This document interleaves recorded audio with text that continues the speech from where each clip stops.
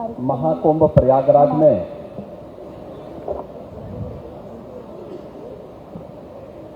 Faith of Kumbh and climate change यानी कुंभ की आस्था और जलवायु परिवर्तन से संबंधित इस विशेष कॉन्क्लेव में अपना आखिरी वचन देने के लिए यहां पर उपस्थित जगतगुरु शंकराचार्य पूज्य स्वामी वासुदेवानंद सरस्वती जी महाराज, परमार्थ आश्रम के परमाध्यक्ष पूज्य संत स्वामी चिदानंद सरस्वती मुनि जी महाराज,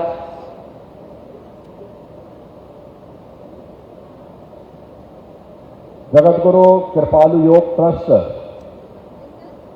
के संस्थापक परम सम्माननीय स्वामी मुकुंदानंद जी, उत्तर प्रदेश सरकार में मंत्रिमंडल के मेरे सहयोगी डॉक्टर अरुण कुमार सक्सेना जी, श्री के.टी. मलिक जी,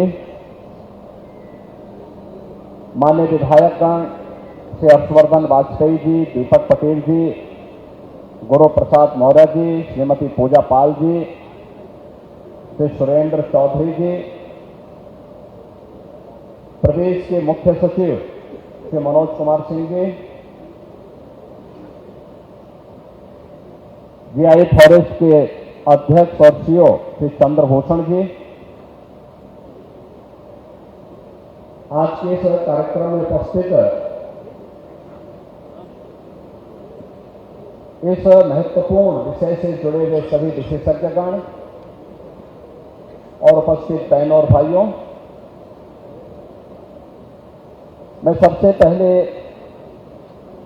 महाकुंभ प्रयागराज में आस्था और जलवायु परिवर्तन जैसे महत्वपूर्ण मुद्दे पर एक चर्चा का विषय बनाने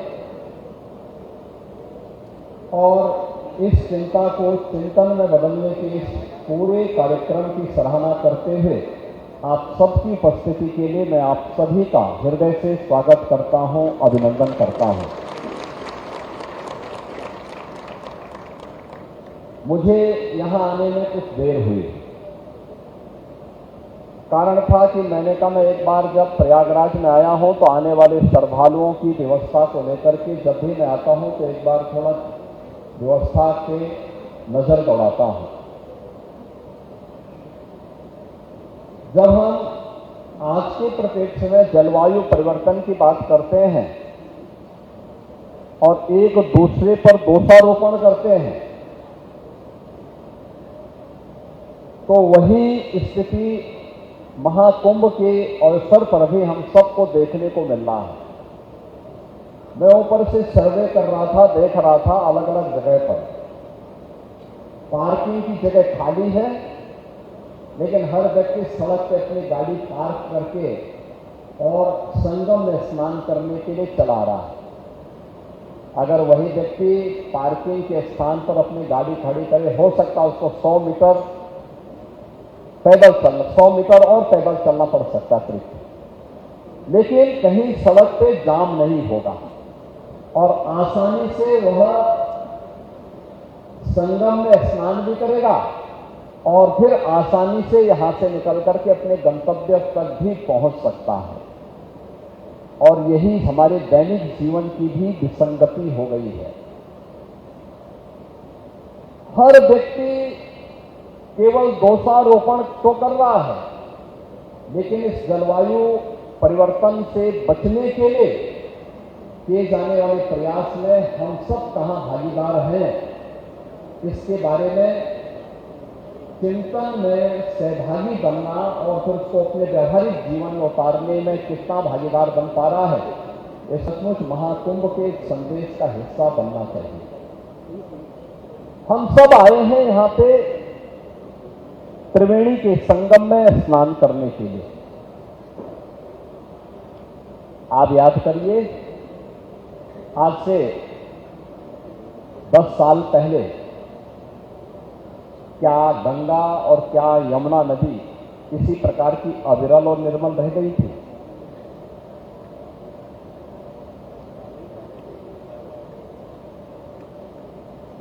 हमारा अथर्ववेद कहता है, माता भूमि पुत्रोहम पृथिव्या। यह धरती हमारी माता है, हम सब इसके पुत्र हैं। हम जब अपने वैदिक सूत्रों में ढूंढते हैं तो हमें शांति पाठ में इस चराचर जगत के कल्याण की हम बात करते हैं, लेकिन दैनिक जीवन में हम स्वयं के मार्ग में, कल्याण के मार्ग में स्वयं बैरियर बनकर के खड़े हो जाते हैं। एक प्रश्न हमारे सामने है। आज सायंकाल तक 13 जनवरी से लेकर के 16 फरवरी के बीच इन 33 दिनों में 52 करोड़ श्रद्धालु मां गंगा, यमुना और मां सरस्वती की इस पावन त्रिवेणी में आस्था की डुबकी लगा चुके होंगे। 52 करोड़ लोग तब यहां डुबकी लगा पा रहे हैं जब मां गंगा और यमुना में और मां सरस्वती की कृपा से अविरल जल है। और जो भी डुबकी लगा रहा है वो एक आध्यात्मिक ऊर्जा का अनुभव करके अपने अनुभव को जब अपने गांव में और अपने आसपास के क्षेत्र में साझा कर रहा है तो वहां से फिर बड़े पैमाने पर श्रद्धालु आकर के इस पूरे आयोजन को इस रूप में सफलता की नई ऊंचाई तक पहुंचा रहे हैं कि दुनिया का ये सबसे बड़ा आयोजन बन गया, सबसे बड़ा आयोजन बन गया। आयोजन बड़ा है, स्वाभाविक रूप से हर व्यक्ति के मन में जिज्ञासा भी है। कल दुर्भाग्य से नई दिल्ली रेलवे स्टेशन पर एक दुर्भाग्यपूर्ण घटना घटित हुई। मैं इस अवसर पर उन सभी पुण्य आत्माओं को विनम्र श्रद्धांजलि भी अर्पित करता हूं, लेकिन बहनों और भाइयों, हम सबको सोचना होगा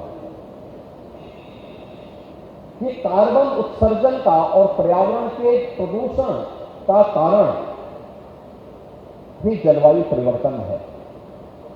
और जलवायु परिवर्तन का ही कारण हमारी अविरल इस धरती माता की धमनियों के रूप में जिन नदियों को कार्य करना चाहिए था वे सूखती जा रही हैं। अनुमान करिए, अगर शरीर की रक्त धमनियां सूख गई तो शरीर की स्थिति क्या होगी? और ऐसे ही धरती माता की स्थिति भी है। अगर धरती माता की धमनियां सूख गई या प्रदूषित हो गई, जिन धमनियों से रक्त का प्रवाह होना चाहिए, अगर वहां पे रक्त का प्रवाह होने की बजाय वहां पे पॉल्यूशन आ जाएगा, गंदगी आ जाएगी, तो शरीर की जो स्थिति होनी है वही स्थिति धरती माता की भी हो रही है, जो हम अपने स्वार्थ के लिए नदियों को के जीवन के साथ खिलवाड़ कर रहे हैं, धरती माता के साथ खिलवाड़ कर रहे हैं। और इन्हीं बातों को ध्यान में रख करके सिंगल यूज प्लास्टिक को पूरी तरह बैन किया गया। देश के अंदर प्रधानमंत्री मोदी जी ने घरों में ईंधन के रूप में जंगलों को काटने, कोयले का उपयोग करके जो कार्बन उत्सर्जन हो रहा था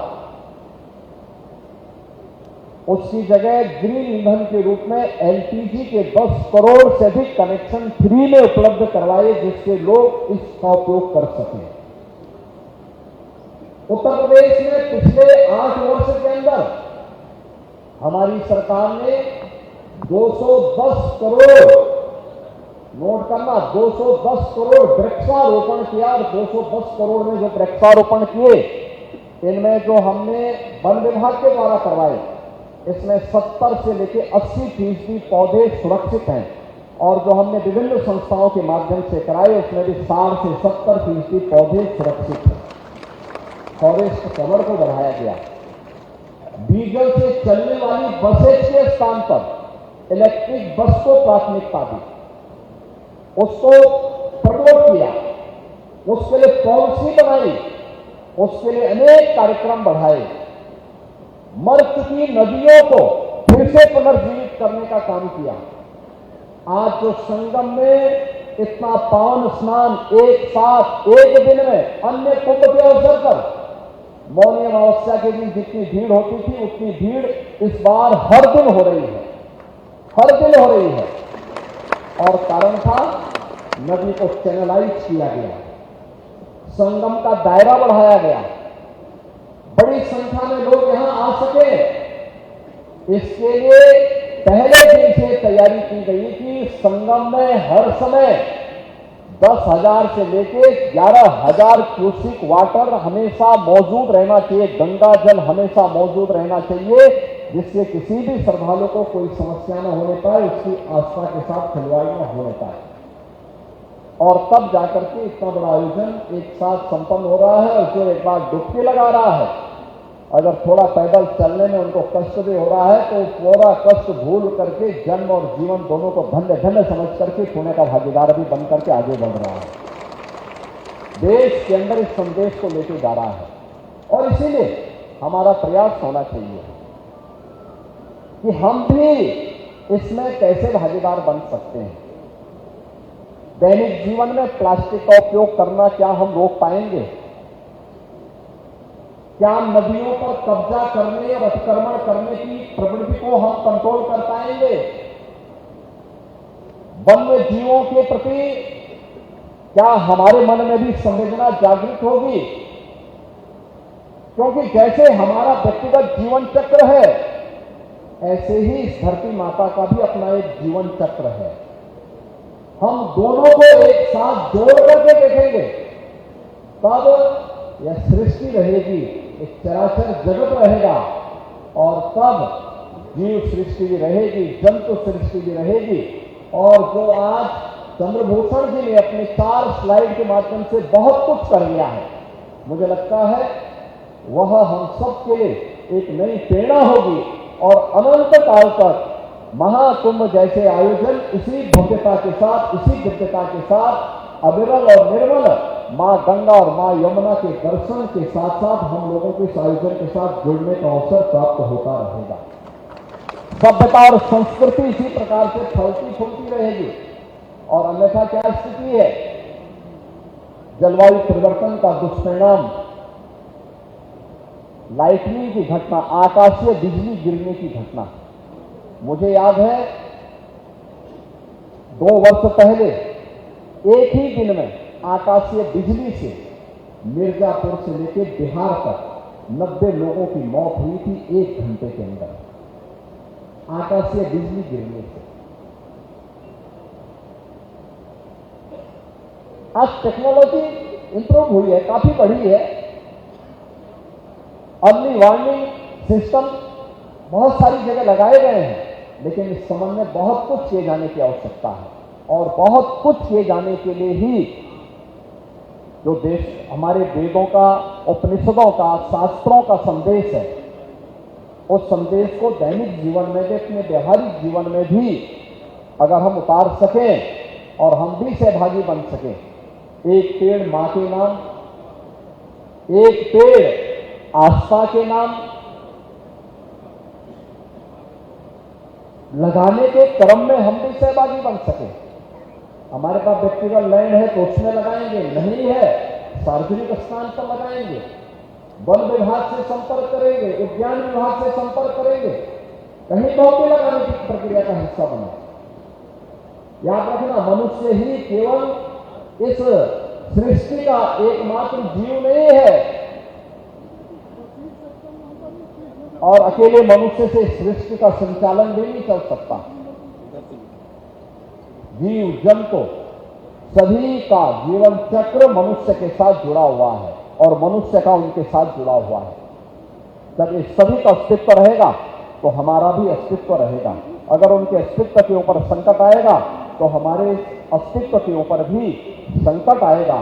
हम किसी दूसरे प्रलय की प्रतीक्षा न करें, बल्कि अभी से तैयारी करें। और कुंभ का संदेश यही है कि आस्था के साथ साथ हमें जलवायु परिवर्तन के कारकों पर विचार करते हुए उसके निवारण का उपाय हम सबको मिलकर के करना होगा।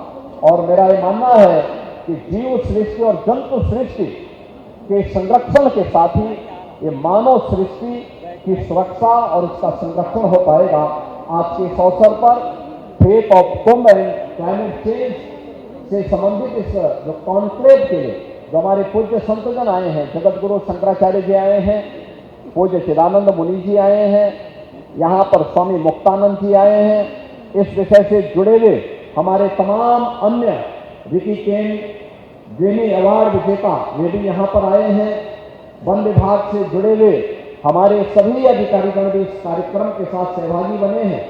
मैं एक बार फिर से महाकुंभ प्रयागराज में और इससे जुड़े हुए विभिन्न विषयों से जुड़े हुए विशेषज्ञगण इस आयोजन के में सहभागी बन रहे हैं।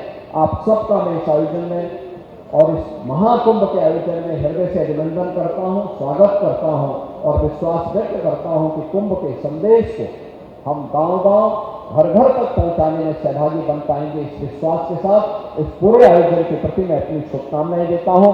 धन्यवाद। जय हिंद।